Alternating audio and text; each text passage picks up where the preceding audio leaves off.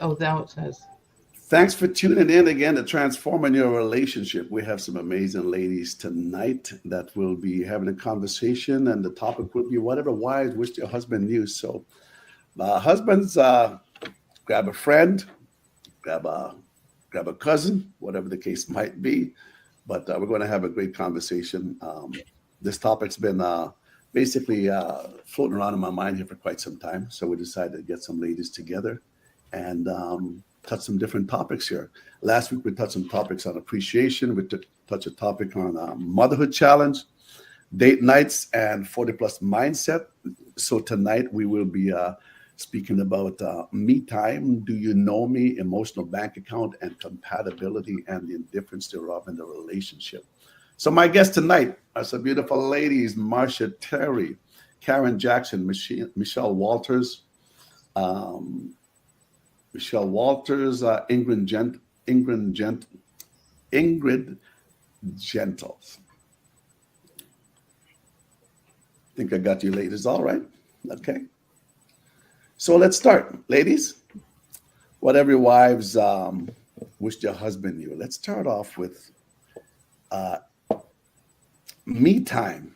Who wants to chime in on that? Me time. Whatever wives wish their husband knew when it came to me time. Marcia's got a big grin on her face, like she's got something brewing there already. So feel free to Jump in. just jump in along with any one of the other ladies. Go ahead. Well, this is my area of expertise. It is. It is. It is. Some That's of why you she know. smiled. That's why she smiles so big. Okay. Some of you know. So I'm glad to be here today. My name is Marcia Terry, and I am the founder of Cultivated Wellness. I am also a mother of two children. I've been married for 20 some years. So me time. So 20 some years being married, two kids. I think that a lot of women that are married or have been married a year or two, doesn't really matter, struggles with finding me time. Like, how do you take care of yourself?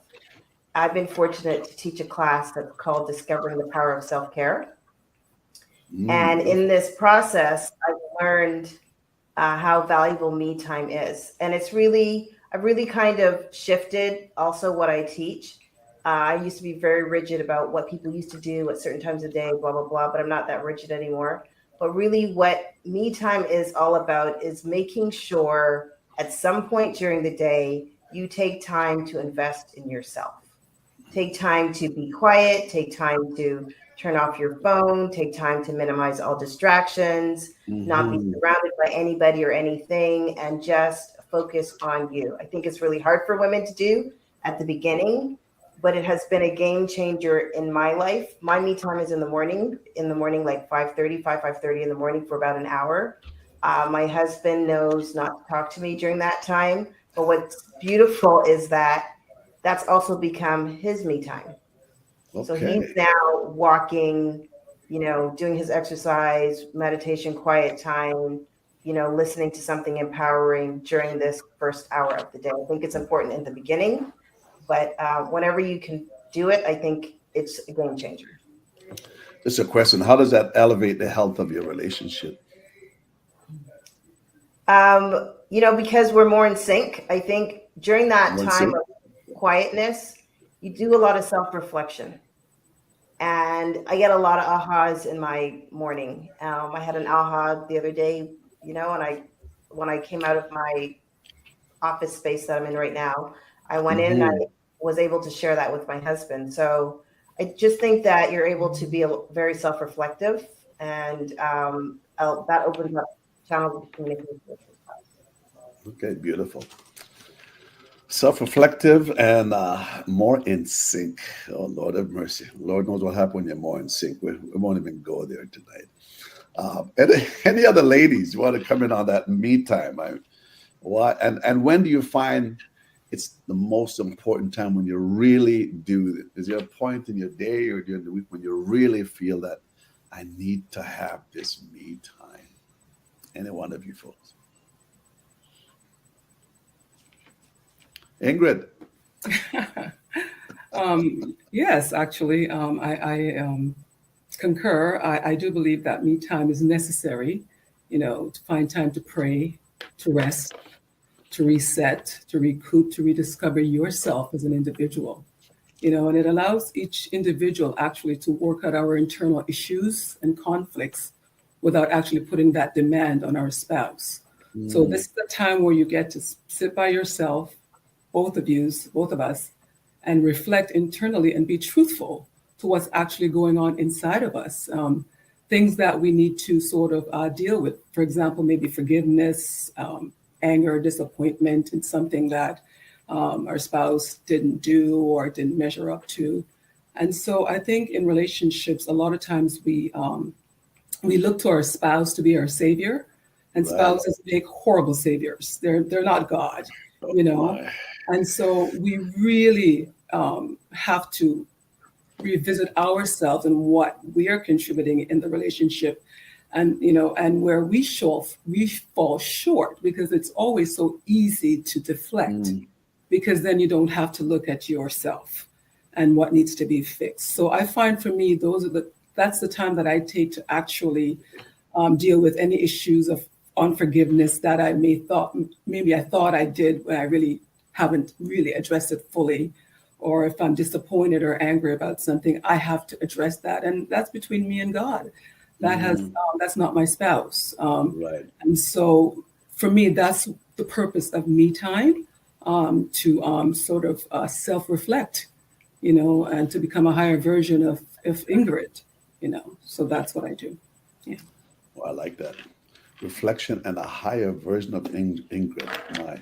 I could go there, but I'll give the other individual a chance, because I want to know, what is a higher version of Ingrid? What would that look like? But what would that look like? I'm going to just maybe a word or a sentence or two. What would a higher version of yourself look like with all that? Well, one of the things that I'm learning actually is that the things that used to impact me, that would really, even the small things that would really impact me, I'm learning now to just move on quickly from those things, things that I would have sat down with for a long time and wrestle with, is becoming less and less, having that kind of control over me, so that's one aspect of it as well. And I guess, that would be an aspect of it. I could go on, but yeah. Oh yeah, I can imagine. Yeah, definitely. And I'll just put that in because we're both retired, so you really care about some things less than you used to. Correct. That's right. Yeah. And if we're not careful, we could have less patience for some things also. But Michelle, you got something to say when it comes to me time. Say, Karen, and you can chime in too also. And if not, we can just move on. I'm actually just learning. I'm learning from you all, so I'm taking notes. I'm taking notes too. I'm working on that me time thing. Yeah. So how of a challenge you find that? Me? Yeah. At this moment, it's challenging. It's challenging? Yes. Okay. I did take the self-care course with Marsha. Nice. I think it was 2 years ago. No, it's almost 2 years, no? She did one very excellent exercise, and I did it, and it was very, very revealing. But since then, like, a lot has, come up in our lives, and it's just hard to fall in suit of having me time, at least right now for me. So, but I'm taking notes, ladies. Well, Marsha has Just being impacted transparent. Just being Hey, transparent. no, I appreciate your transparency. Marsha has, she's impacted my life too. I've known Marsha for over 50 years now, if I'm not mistaken, actually. So No we've more. come along. Was it more? Okay, she did say it's more. And she has something called, you can check out her website. What is your website, Marsha? Marsha Terry. MarshaTerry.com. MarshaTerry.com, very simple. I believe you got something on there called Masterful Morning still? Yes, I do. Okay. So I went through that little ebook that she had on Masterful Morning, a few videos that she had on there, and it's amazing. If you ever go there and just practice those simple little techniques or little habits that you have in the morning, because what's the first thing that we do in the morning is we pick up our cell phone and so forth, and you lose a sync of maybe what you want to do during the day. But having that masterful morning, it's a time where you can reflect, like just like what some of you have been saying, and it's a me time before the day even start. It's as if the program designed so you don't have to wait for the middle of the day or the end of the day to have your me time. Why not have your me time at the beginning of the day? Because that's going to basically set up how you are going to create the day, or you're going to allow the day to create you. So me time. Michelle, do you have anything to say on Sure. that before we move on? Before I move on, yeah, sure. I definitely think that Karen, myself, anybody that's in that situation where they feel like they're still struggling to learn to take that me time, don't Mm-hmm. feel bad about it, but definitely take action on it, because I definitely am always going, and I really find, well, for me, I was going to say, oh, as I get older, but I don't think that's even the truth. What I recognize about my personality, I never realized that I was not alone in this, is that people actually drain me.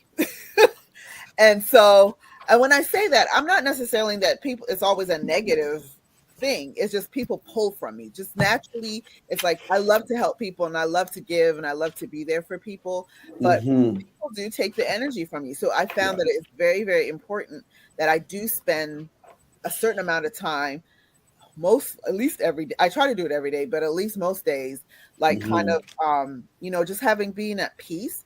And I was laughing because my son was actually just fussing about this before I came to do this, where he right now does not have his own bedroom. So he's kind of like, everybody will come out and everyone's like just doing they're making all this noise and they're doing this and doing that.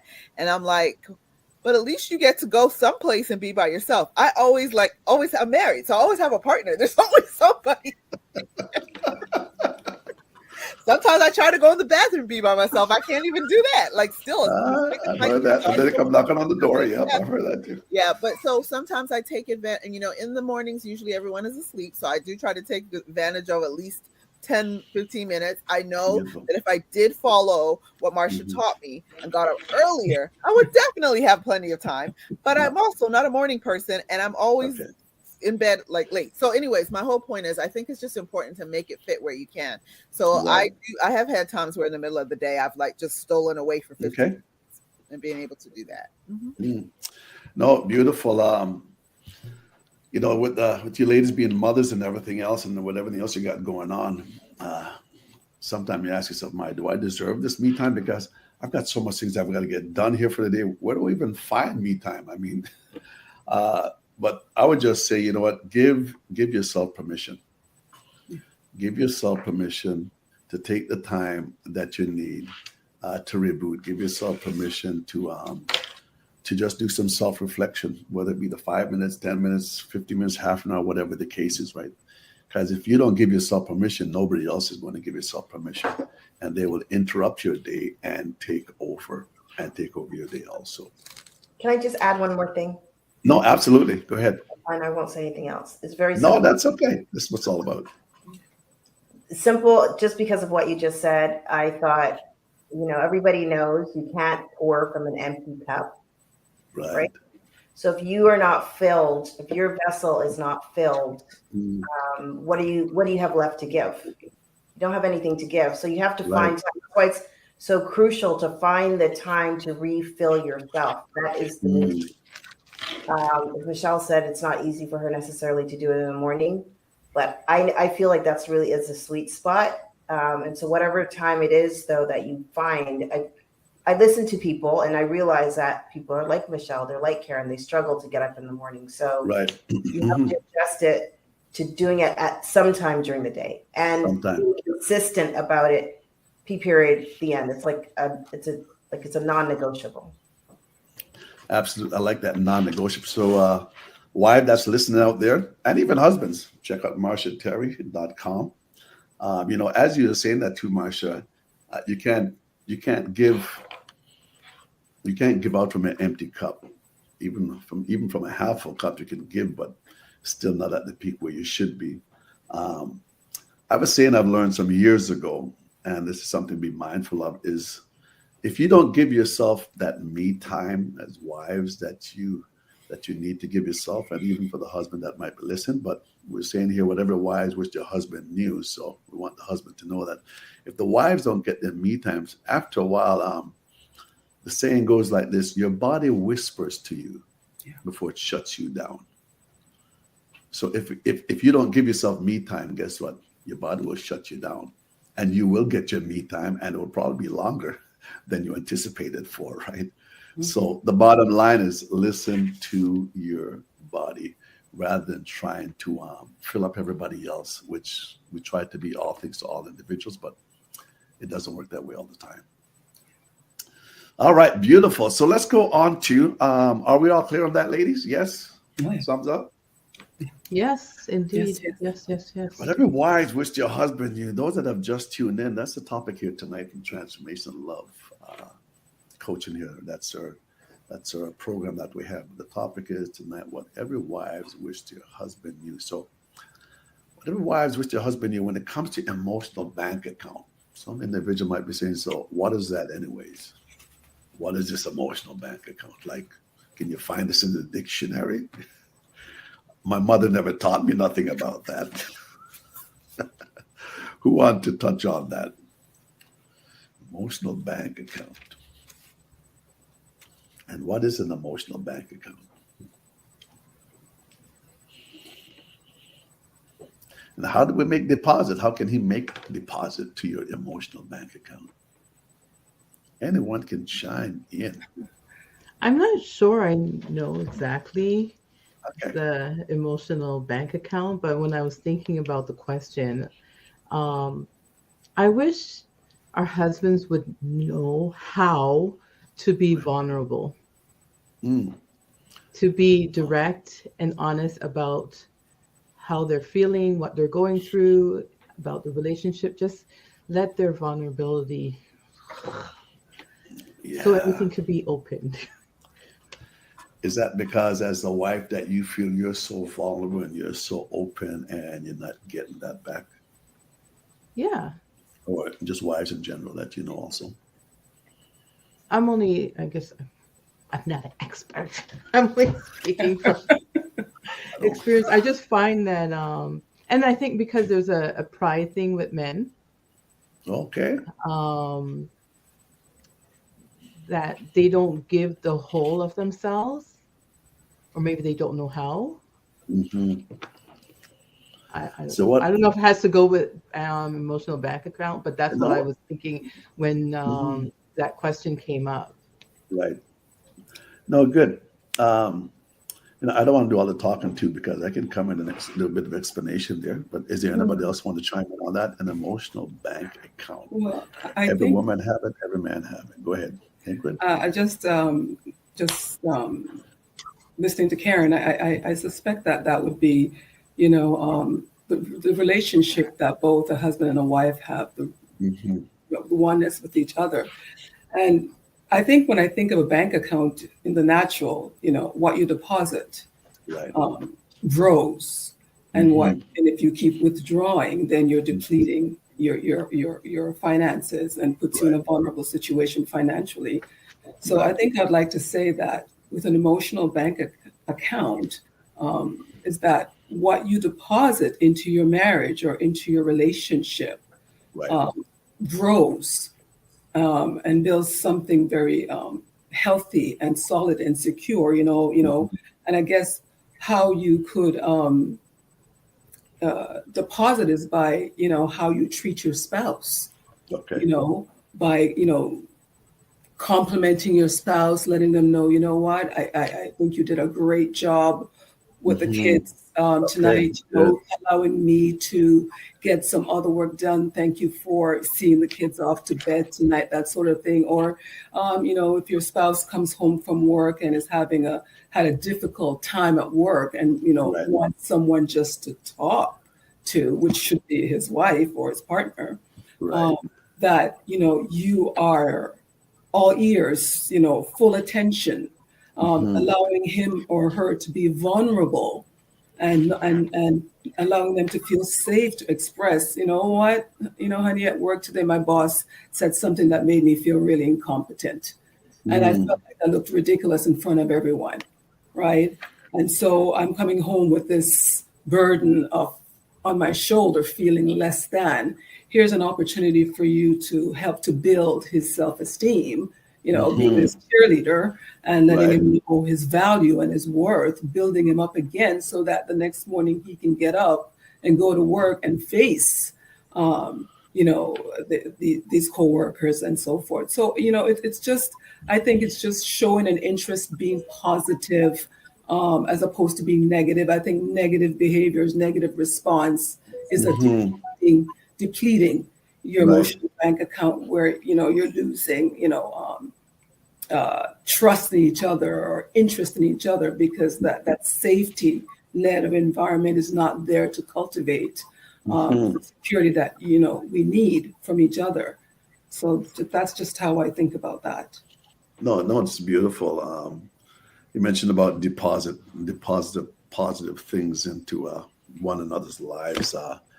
For him to deposit positive things into your to validate you, to confirm maybe some things that you need a confirmation on. So here's a question. So what would be an example of a withdrawal from? And anybody can come in to what would be an example of a withdrawal from a wife's bank account? I don't know that I'm going to answer that question yet. Okay, go ahead. Are you going to go off track here? No, I'm not going to go off track. I'm I'm just joking. thinking about what Ingrid was saying. That's beautiful. And so I took notes, and I was Good. thinking about what Karen was saying. So before you Right. ask the next question, Yeah. what I was thinking about was this week on social media, I posted something very simple.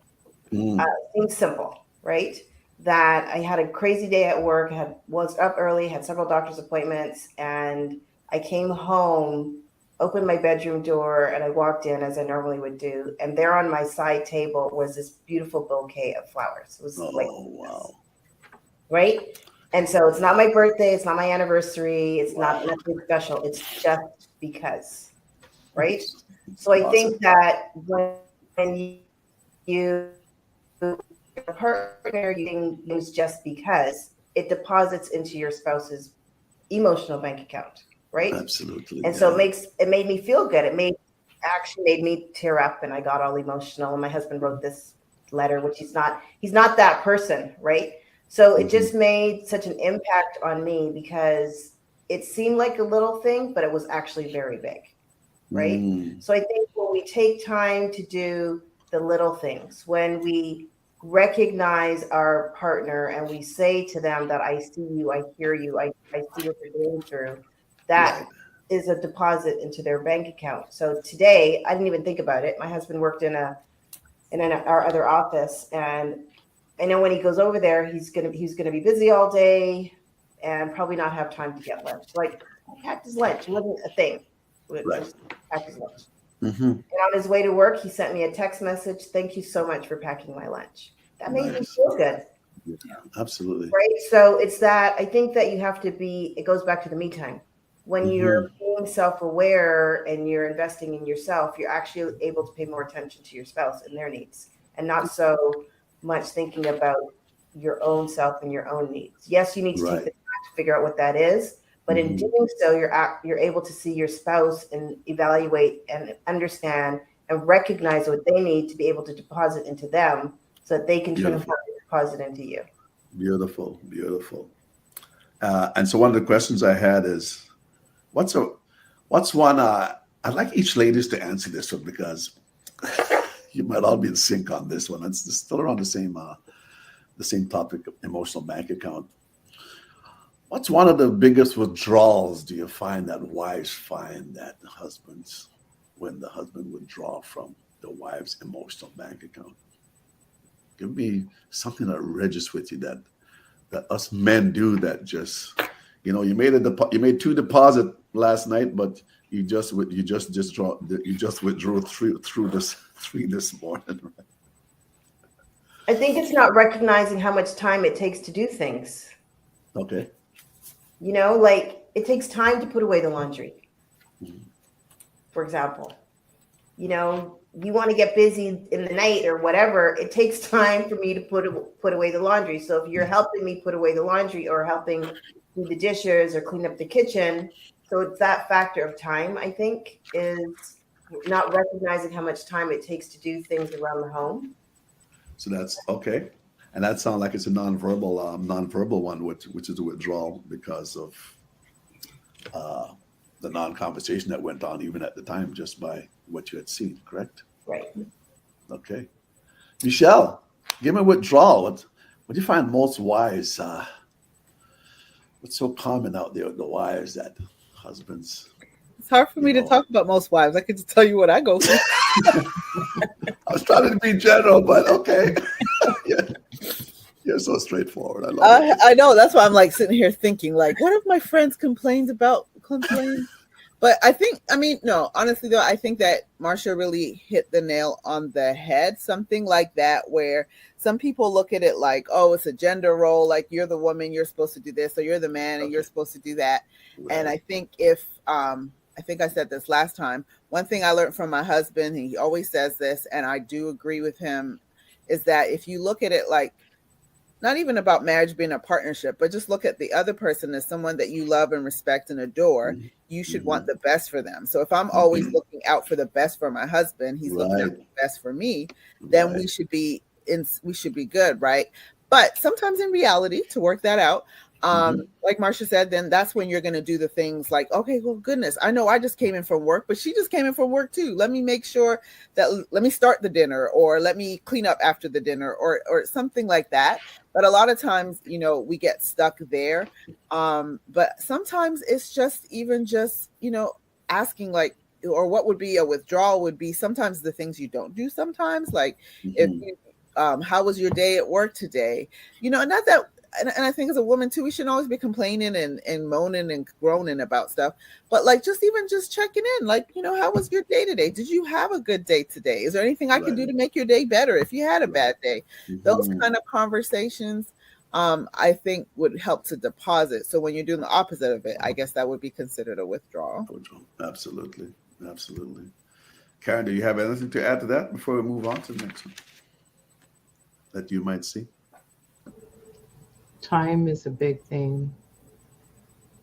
Time, Time. If he doesn't give you the time that you energy, need, what's that? I didn't get that. using up your energy. If he doesn't give you the time, you're using up your energy. No, that's another thing. Okay. No. Okay. Using up your energy. Right.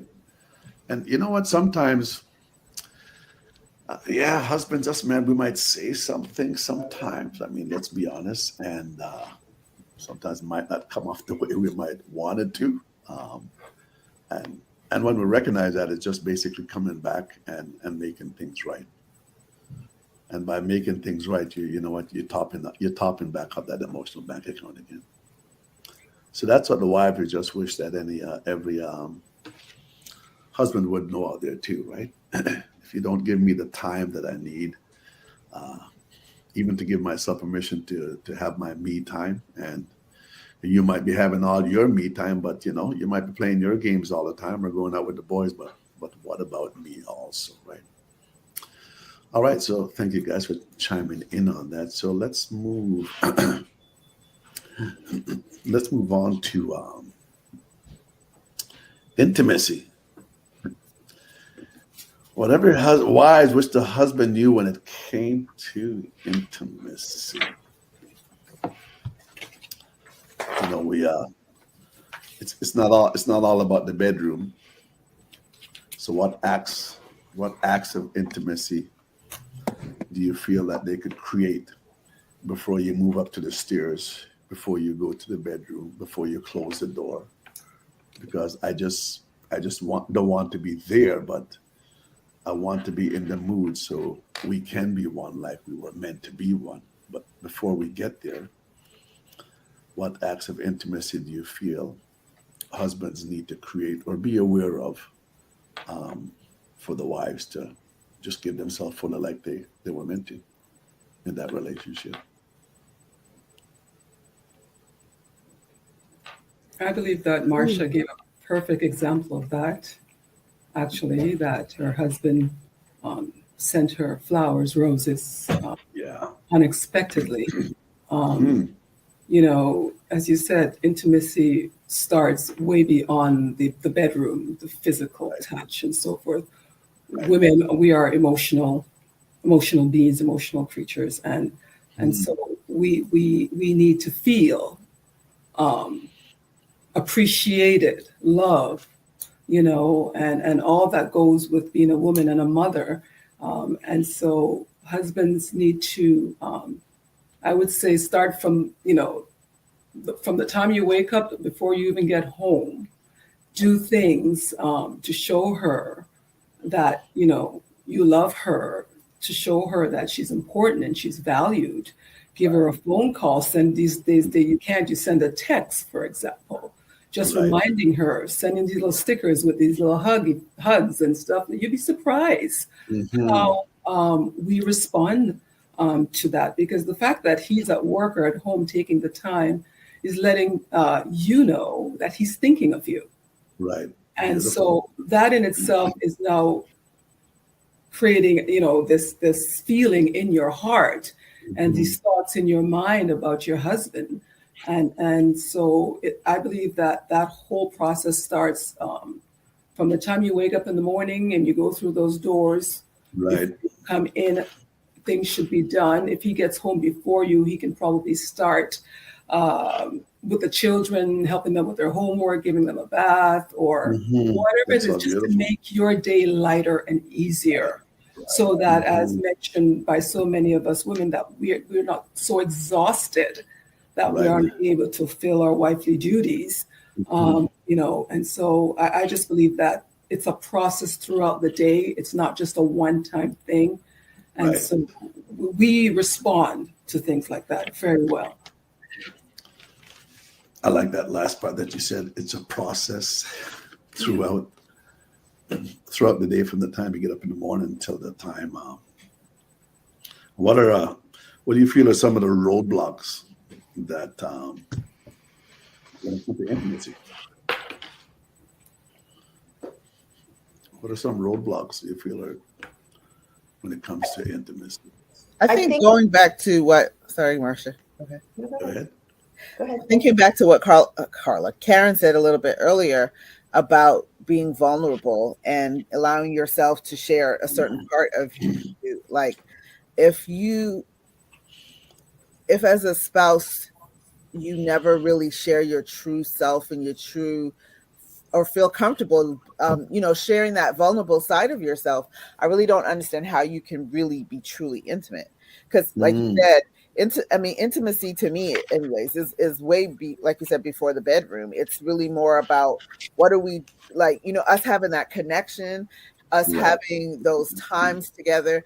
And again too, like, you also want to feel like, you don't want to ever feel like, well, if I do this for you, then this means it's going to result in, like, say, a sexual favor. Like, don't not Yeah. talk to me all week, but then because you want some, you're going to talk to me today all day and be Right. asking how Okay. I'm doing. Okay. No, Yeah, we don't. intimacy means we have a connection and we thrive off of each other and we love on each other. We uplift each other when we're down, et cetera, et cetera, et cetera. And so now that's how you're building intimacy. So that those are different ways to do it, so that you're not getting, oh, I'm tired, or I have a headache, or whatever, from the woman, right? Well, well, in that case, I will advise of a man to have an Advil or aspirin beside the bed. We have a solution to the problem. I Marsha, think, you want to go ahead, yeah, Marsha? I think that in concert with what the other ladies are saying, that I think for women, intimacy, like, is definitely an emotional thing. And it starts, I think a lot of it times it starts by how you communicate with one another. And so communication is not just in the bedroom. Communication is not just texting and calling either. Maybe it's just, a hold of the hand. Maybe it's just, a hug. Maybe it is just, sitting down and doing something together that you both enjoy. My husband and I, we've been doing that a lot more lately. We're able to sit, because of where we live, outside on the patio in the evening and just kind of chillax together, and have really great conversations. So I think it starts with communication. And it is what Ingrid said, it starts at the beginning of the day. You got to set it up, really, from the beginning of the day, but also not this expectation that because, you're doing something, there's an expectation of something going to happen that night or whatever. I think it's just, you have to be cognizant of it. And it's really about communication and being in tune with how we communicate. But the thing make me feel good about me, I got to learn also what makes you feel good about you. Absolutely. That helps to have much more intimate, more intimate moments. Learning more And about I one think another. adding Go ahead. to I know we said you were going to talk about it later, but the love No, language. go ahead. Oh, go ahead. We'll just jump into that even right after. Yeah. No, I'm just saying that will help get to that intimacy level, like to the next level, is knowing each other's love language and sharing each other's, you know, whether you're a touchy, lovey person or you're a Right. service person. I'd like to be like, somebody's gonna think outside the box, go wash the car or do that. That's my love language. Whereas somebody Right. else might be touchy and hold my Right. hands, but learning that and getting to know each other deeper in that way could help with intimacy. I do have a question for the panel. I'm sorry. Oh, great. It has to do with intimacy too, but like Okay. getting to the next level of intimacy, how like do you get into like spiritual sexual thing with your spouse at that level? Is that like a really high level that people strive at, or have you heard that? Oh, that's a good one. Spiritual intimacy. Covered that last week in another program, but go ahead, ladies. How do we get there? That's the question you're asking, right? I'm not talking like spiritual, like praying or what. I'm talking Right. your where Ingrid talked about that oneness, right? And Right. your spirit, and how do you get to that level? Okay. I Or is mean, that a level? Is that a level? I think just off the cuff, it's about connection, right? So if you're not connecting and you're not connecting emotionally with one another, then how, even though you may have the physical connection, what's really happening? You're not really getting anything from it because you're not emotionally connected. And I think when you have an emotional disconnection, then you cannot ascend to the higher level of the spiritual connection that you're referring to. That's me just thinking. Right. Okay. No, good. I would like to add though, even though we're not in this case talking about spirit meaning Holy Spirit, we're talking Right. about like a spiritual, like intimate That's connection, right. We're all that way, spiritual beings. relational, right? Yeah. But I still think that the Holy Spirit is a part of it. So I'm not sitting here saying I'm having Bible study and speaking in tongues before I get intimate with my husband. That's not what I'm saying. But I think that if you're even if you're not on the exact same level, because we're all human, we all have a different relationship with Christ. But if you both are communing with with Christ, if you're both maybe whether you're both going to church together, whether you're praying together, reading the Word of God together, I think that also helps to draw you closer and to have that connection. Because I would think that I really think that's where a lot of times where we're missing. Now, again, I'm not talking about, oh, let's go read our Bible and then this is going to make us want to be open together. I'm talking about what happens when you are studying God's word together, or when you are reading God's word together, or when you're listening to the same sermons and you're giving each other feedback. I notice that gives you this connection, like this, we get each other. We are maybe in the same place with God, or maybe we're in a different place with God. I thought about it Right. this way and you thought about that way. But either Right. way, there is something to be said about the spiritual connection with my father that allows me to have a great spiritual connection with my spouse as well. My, well said. Beautiful. I heard earlier also too is that the lack of vulnerability will shut down my ability to be intimate. So I can be more intimate with you if you will be more open with me, if you'll be more vulnerable. I want to see your vulnerable side. And as husbands, we try to hide our vulnerable side. We maybe try to hide our weak side, but the wives are saying, I want to see that also. I mean, there's more to that just makes you a strong man.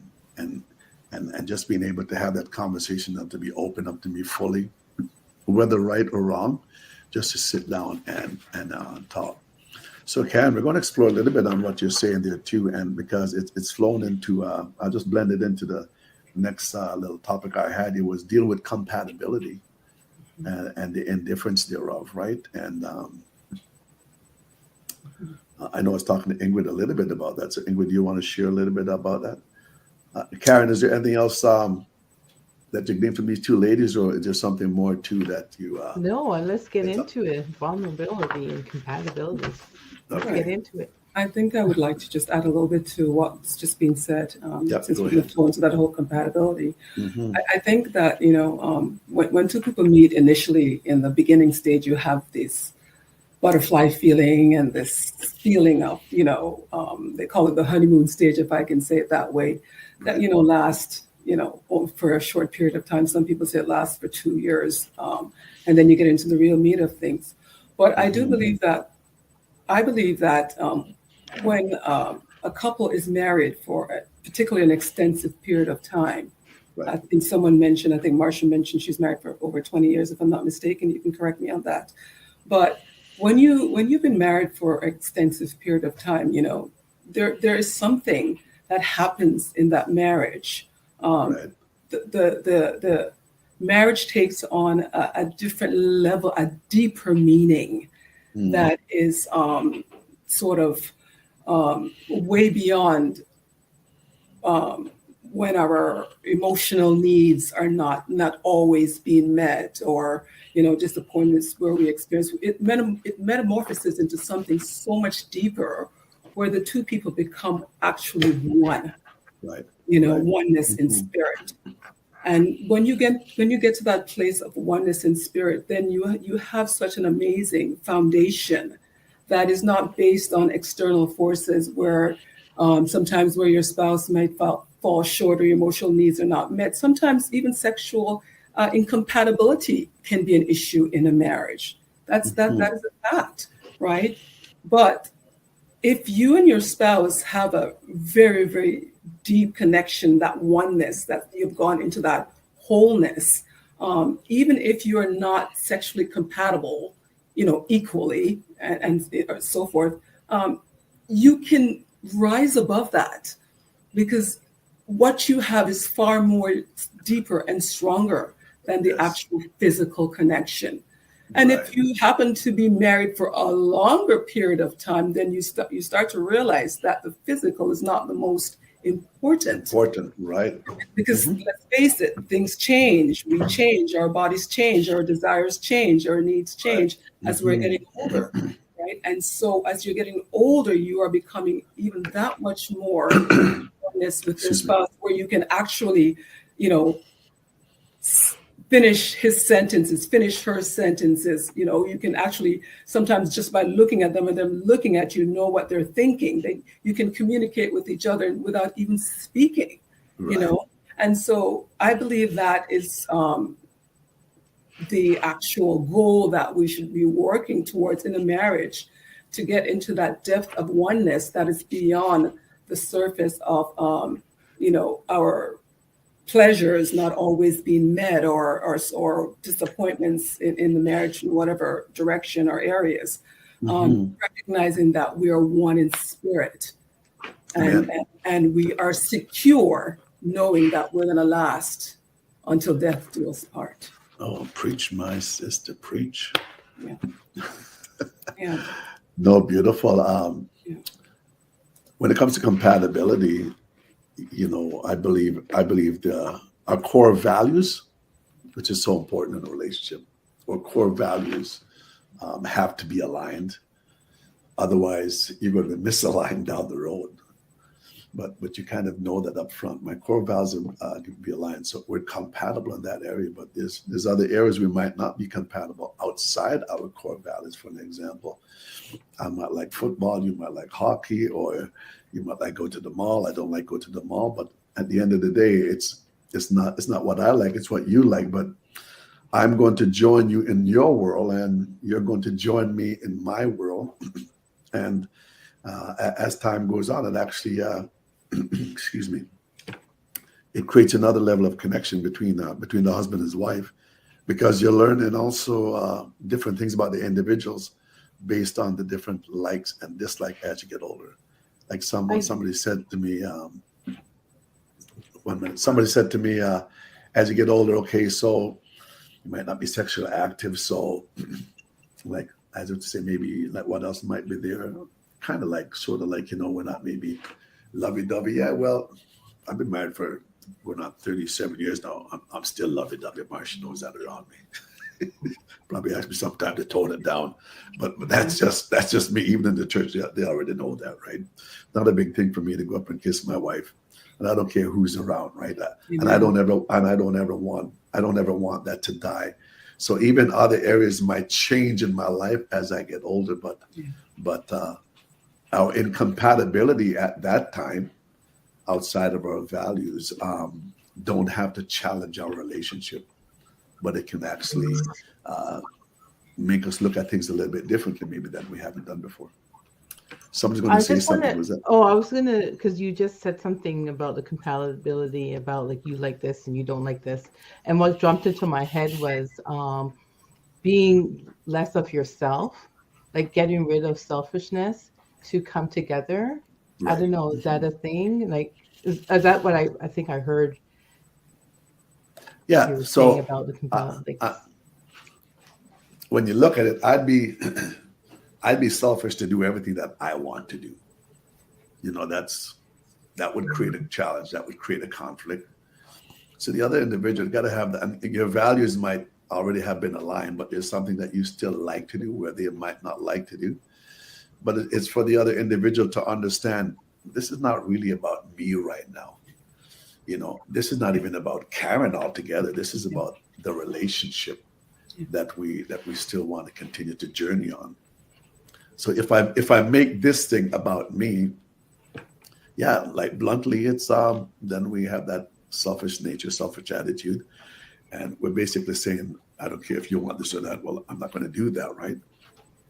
I'm not one that love going shopping in the mall and whatever. But guess what? If my wife says, hey, I want to go look at something in the mall, hey, you know what? I'm going to go to the mall. Matter of fact, I will choose to ask her maybe when we're just winding down and nothing's happening. Hey, do you want to go to the mall and just look around? Because, like look around jewelries and whatnot, which women don't, right?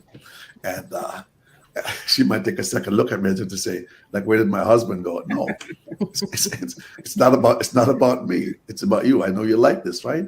So as men, we've got to understand, and again, going back to a topic, whatever wives wish their husband knew, is that there's something that I like that you might not like, but don't just do it for me, do it for the relationship. That makes the difference. Otherwise, it's a one-track mindset.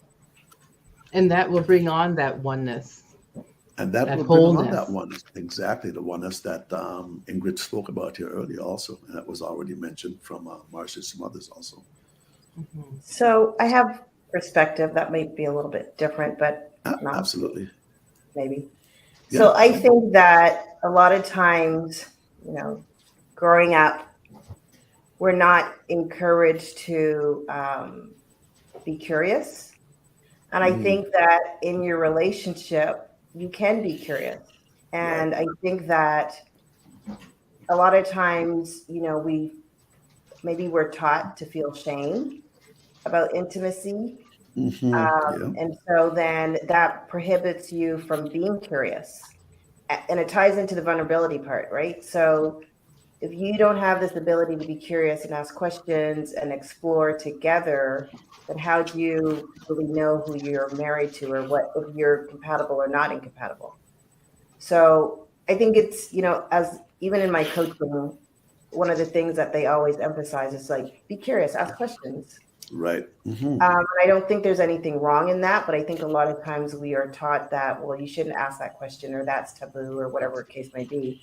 But within the confines of your marriage, I think that you should be able to talk about whatever and determine if is this outside of our core values. Right. Right. You know what I'm saying? Hmm. Be willing to explore with each other.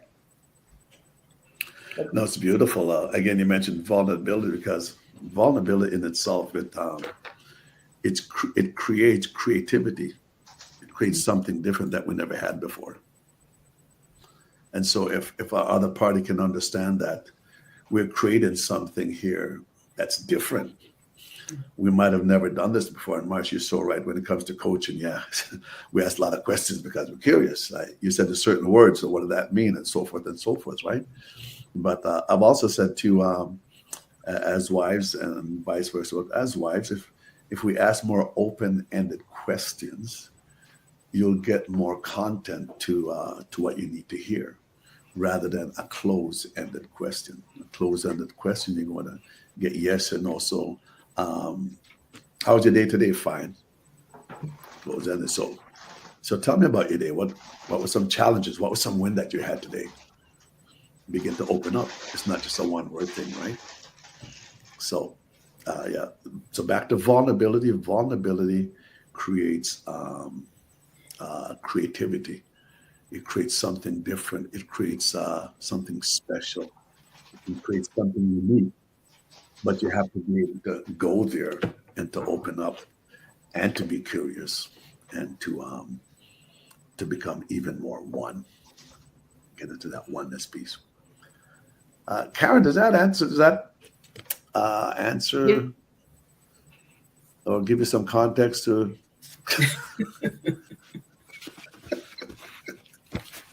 you're muted, Karen. We didn't hear what you said. Oh, Yeah. automatically mutes. I said it was good. I got my notes. Oh, you got your notes. Okay, she's going to have her own show next. Okay, Yeah. got that. So, vulnerability, creativity. Let's just go into the love language. We got 10 more minutes left. Okay, Karen, we got 10 more minutes left. Appreciate your time and everything else that you folks have. Love language. Does the husband even know what their love language is? I mean, we talk about it. Those that's in self-development, the coaching world. We'll have more of an insight and awareness on that. But I know there's a lot of husbands like. So what is that? Is that something that was just developed, or so? What do you wish your husband knew when it comes to love language or your love language? And for those that's listening, my website is TLC Bonitto Grange .com, and there's a download there for red flags, but you also can connect me with there, and we can also do a love language assessment on it, see what exactly your love language is. Don't cost you nothing, so you can just check in there, or you can check in at marshaterry.com. She'd be more than pleased to give you some insight to that also. So whatever wise with your husband you when it came to love language. Well, I'm going to say I know my husband's love language. I think some people here know his love language too. And I love my husband. This is definitely words of affirmation. Words of affirmation? Words of affirmation. Okay, that's a bad thing. And I know mine is gifts of service. So I think that I've learned how to affirm him. Okay. And by doing so, he actually feeds into my love language. Mm, So I think when you're able to learn and tap into what it is for your spouse, right. and I don't need words of affirmation, so Okay. I don't need that, but it's not at the top of my list. Right. But that's at the top of his list, and that's okay. And I think it's when you recognize what it is and you feed that, then it's amazing what you get fed. Because then they're going to be, going back to the word curious about, well, what is it that I need to do or say to pour into you? And with your love language, and this could be to you also, Marsha, and others also that's listening there too. How often would that show up during the week? Or how often would you want that to show up where your love language is concerned? Is twice a day too much? 3 times a day? Is it once every second day? Like, I don't know. I'm just putting that out there, right? Do we have to measure it? Not necessarily. Mhm. I mean, Good I don't question. know that it needs to be measured, because That's good. then it becomes a tit for a tat, right? Oh, Right. I gave you a word of affirmation today. Now you need to give me a gift of service. Right. So I think the better thing is to be aware of what it is and to be Right. conscious about Right. pouring into your spouse and Mhm. speaking to their love language consistently, whatever consistently means to you or for Right. them, Right. to be able to get it back Hmm. like that. And no, and that's beautiful. It doesn't then, I was just going to get feedback on it. It doesn't have to be measured. It just got to show up whenever it needs to show up. Yeah. And make itself known. Love language. Michelle, whatever wise which your husband knew about your love language. I don't know what your love language is. Does he know your love language? You know his love language? Believe it or not, after almost being married for 30 years, my husband is, I feel like he already knew my love language. He just didn't want to do it, but he's doing it now. And so mine would be more of acts of service. And definitely I'm coming home and dinner is cooked and all this stuff. And I'm like, what is going on? Then I learned to just be like, I'm so grateful. Thank you very much. Let me go and sit down. Because I'm that person who will go find something else to do. And then I'm still busy and worn out and whatever. But I've learned to be like, I can sit down. I can relax. Beautiful. I can relate. Right, right. So my point is that as far as the love languages, I think it's definitely a great thing to learn what your spouse's love language is. But then it's also good when it goes back to communication. If, for example, let's say I'm in tune and I know what my spouse's love language is and I'm practicing that, and you're then don't feel slighted if he doesn't do the same to you, because he may not understand that. So you still Right. may have to communicate with someone and say, hey, this is what's going on. But I do have a question. Like I'm even saying you should communicate, but I know that there have been times when my husband, I'll give you an example. He will say to me, I'm the kind of person that I need you. If you see that I'm spending too much time with other people and I'm neglecting our relationship, like I'm not, talking to you and caring for you and all that stuff, Okay. then let me know. So he's telling me, he's communicating, but I'm the Okay. kind of person where I feel like if I have to tell you to treat me special, now I don't Right. want it, because I want you to naturally just do it. And I think a lot of people get stuck in those situations where I may know I'm telling my husband my words of, this is not Michelle, but words of affirmation is my thing. And then, but I'm also that person who would tell you that. And then if you do it that same day, I'm looking at, well, you only tell me that because I said it. Especially when they don't do it again any other time later. So I think there are people out there too who they're trying to understand each other, but don't always know the best way to compromise, because they feel like, oh, you're just doing it because I mentioned it, or you're just doing that because I said something about it last week. No, good. It's good when we do know one another's love language and how it shows up without even thinking about it. Like you said, for 30 years, it sounds like he always knew. So my thing is that I believe the way we treated one another when we first met, it's the way we should continue to treat one another as we continue on the journey.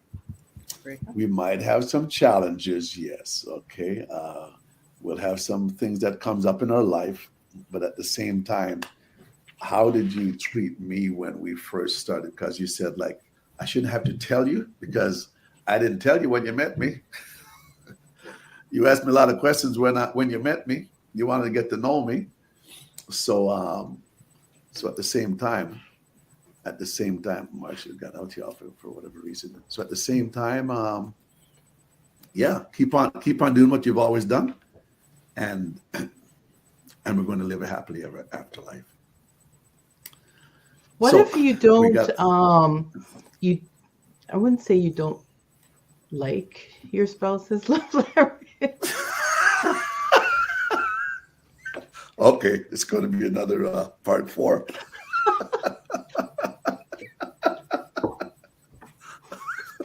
Hey, that's being real. Okay. So it becomes a challenge to you. Is Go it ahead, for you to Marcia. like his? It's his love language. It's not yours.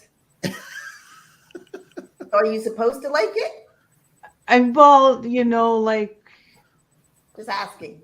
I'm just saying physical touching.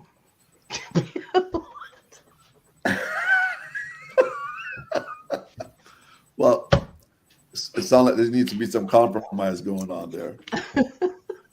Somebody help her. Actually, Karen, physical touching, it's proven that that's most men's love language. Um, touching, physical Mhm. touching. That's majority of men. That's their love language. And But see, what if it's not yours? you see And again, it's Not- if you're not inclined that way, you know how Mhm. we talked about the different incompatibility and the compatibility. So you're not inclined that way, but you have to remember, as I believe, as Marcia says, it's his love language, it is not yours. So even though you're not inclined that way, you're going to have to find a way to meet your husband halfway, where you have to try to learn his love language and act in that vein so you that know, he can also, you know, experience love from you, Yeah, right? So it's not because just about you. Oh, sorry, go go ahead. ahead, Marcia. I'm speaking. I'm sorry. That's okay. Go I ahead. may not want to give my husband words of affirmation every day. Like I might not want to do that because that's just I'm like, Right. what, like why do you need me to say that to you every day? Mhm. Or, not necessarily every day, but whatever. But it's It's the about same me. thing that. Come to this where it's not about me. It's what brings him joy. It's what makes him feel good about himself, or him Yeah. feeling like I love him. Then hey, that's what I do. Because what's it taking from me? Because at the end of the day, he's going to be able to pour back into me. So I understand a little But bit what. Oh, go ahead. no, I'm just saying, like, it can get complex. And I know Michelle said there's not tit for tat or whatever. But if, Right. like, over so many years or whatever, that person is not getting your love language and you're not receiving it, you're receiving the touchy touchy, but you're not receiving yours, then it gets to a point where that touchy touchy is annoying. Ingrid said something, and I think not so it's in our last session or when I spoken to her and we had a conversation there, is that you want me to meet you physically, but yet which is one of your need and your love language, but at the same time you're not willing to meet my need, which is my emotion. You're not willing to meet my emotional need. If you if you try to meet my emotional need, I will also try to meet your physical need. So that conversation and that, as we just mentioned here, would have to be a Communication. conversation, would have to be communicated. Physical touch, and so But you physical guys touch is some. understand what I'm saying? Like, it can get to a point where it gets like, it So could if you, just be me that I need to adjust myself, okay, but Yeah. you can reach to that point where you're like, you know what, he ain't getting it, and you touch me one more time, like and that's because, and my question to you is, has your need been met, or is your need being met? I mean, couples time past where physical touch, they might want to be intimate sometimes twice a day, or almost every day of the weekend. Like, how does one keep up with that? When there's so much else going on in their lives. So it's it's not that not I don't even, want it to. doesn't even have to be that level. It could just be touching and like just So, sorry. so is it because of him, or was there any issue with physical touch even in the past where that might Maybe, have shut that part of it of your maybe. so that Yeah, could be trauma can come into play. I can see that. yeah. So we can have a off conversation on that later on if you want, but that's concerned. I mean, and I think it's, if people, I don't want to say the word triggered, but I just said the word triggered. So now you're already, but if a certain thing elicits a certain response, I think you have to figure out why. Right. Like, why do That's I right. feel this way when X and X happens? And I think understanding the why helps you address yourself, but you don't even know the why. So then Mhm. you're responding and not understanding your own self, which goes back Right. to the whole mourning process, right? I think Right. everything starts there. When Mhm. you're able to invest in yourself and become more in tune with who you are, then you're able to communicate your needs to your partner. But you also know what you want and you like, and you can communicate that without it being like offensive or abrasive, and they're going to perhaps be understanding. No, absolutely. And like you said, a lot of the touch, and I've heard that before also. What is the trigger that maybe I haven't really fully dealt with? It's something. It's an area that I possibly need to dive in a bit to understand the why, which would help me to accommodate that action of touch more readily because he enjoys doing that. So let's have some conversation where that's concerned. So, Cam, we can have some conversation offline on that if you'd like. Um, yeah, dive into that I'm a little always the bit. complex one. No, you're not. Stop. We've talked before. Actually, we've talked to each You are individual. not complex at all. I think it's just No, more of everyone understanding. Like we're all a lot alike in a lot of ways. All meaning like absolutely. just the world in like the how we are, mentally how we think, and that's why a lot of times that's why you have therapists. That's why you have people who study the love language, That's who right. study all these things. So we have Hmm. a lot of similarities, but at least yet you also are an individual person with unique situations, and that's why I think it's awesome to have somewhere where you can talk and you can ask those questions, and the fact that you are actually open to learning and hearing the answer, because you're actually taking Right. notes. You're not just like, Yeah. let me just Yeah. ask and be cantankerous and Hmm. rubber back. You're actually trying to learn, so please Right. do not feel bad at all. Absolutely. And thanks for chiming in with that, Michelle. I approve of that message. Ladies, I thank you all for joining me here tonight. We have Karen, we have Michelle, we have Marcia, and Ingrid. Thank you, ladies, for coming in with me here tonight. Those that are listening, our conversation was all about whatever wives wish your husband knew. We covered a lot of ground here within the last three episodes that we've had here. So looking forward for more conversation going forward. And somebody said to me, well, what about us men? What does every husband wish their wives knew? So, okay. Yeah. Then somebody said, well, maybe you should have the battle of the sexes. I says, oh, okay, hold on a minute now. So there's conversation that's coming out of this. There's a lot of individuals that's listening, and really grateful for what the conversation that we've been having. So I would I am look your forward to the go ahead. not look forward to the battle, but I would look forward to having the men on and having a panel of them And then, sharing right. their perspective. Yes. So that's what I've been hearing. So that's coming up. So last words, Karen. I know we're a little bit over, but Karen, Michelle, Marsha, Ingrid, any last words before we just sign off here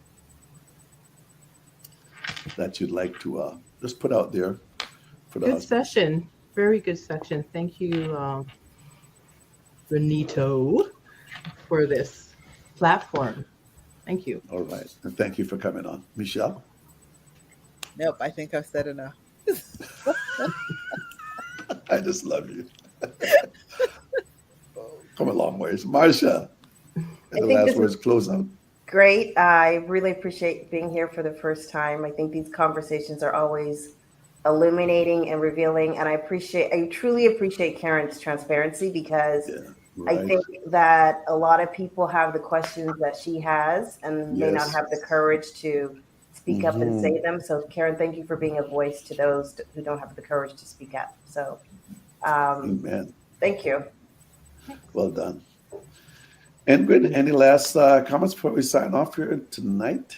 Actually, I thoroughly enjoyed the conversation that we had, and I also learned a lot as I was listening. But I just want to just encourage Karen and just to add to the fact that we're talking about, compatibility and incompatibility. Here's an area where there's a possible incompatibility. And I think, once we take the time to fit in and learn the other person's dislikes, likes, or what doesn't work for you, is an Right. opportunity to me to bridge that gap, where your marriage was once deficient, you can now make it something beautiful. So it's an area to explore to make you guys come together as one and remove that deficiency in your marriage. Beautiful. So I'm your host, Bonitto Grange, your relationship and life coach. We're signing off tonight. Tune in again next Friday at 5:30 p.m. Mountain Standard Time on Transforming Your Relationship. It's all about love, folks, trust, communication, intimacy, and so much more. Love to have you every Friday at 5:30 p.m. Mountain Standard Time. Thank you again, ladies. God bless and have a wonderful evening. Wherever you might be, it might be a wonderful day, it might be a wonderful night, but may the Lord go with you, and we'll talk again soon.